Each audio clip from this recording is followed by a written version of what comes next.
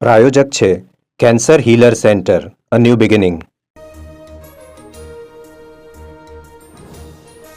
દક્ષિણ ગુજરાતમાં વીજળી ગુલ, 400 કેવી લાઇનમાં સમસ્યા સર્જાતા તાપી, ભરૂચ, સુરત સહિતના સ્થળે વીજળી ગુલ. વીજ પુરવઠો પૂર્વવત કરવા ટીમો લાગી કામ.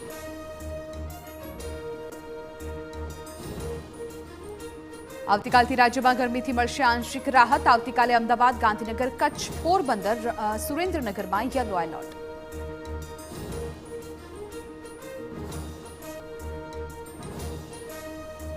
પાકિસ્તાનમાં ટ્રેન હાઈજેક મામલે પાકિસ્તાનનો નવો પેંતરો. પાકિસ્તાનના પીએમના સલાહકારે ટ્રેન હાઈજેક પાછળ ભારતનો હાથ ગણાવ્યો.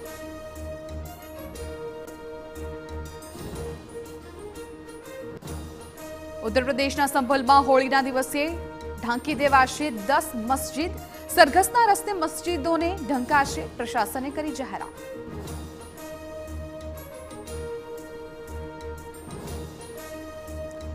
વડાપ્રધાન મોદીએ મોરિશિયસમાં પૂર્વ વડાપ્રધાન પ્રવિન્દ જુગનાથની કરી મુલાકાત. પ્રવાસ દરમિયાન વિદેશ પ્રધાન અને એનએસએ અજીત ડોભાલ પણ હાજર.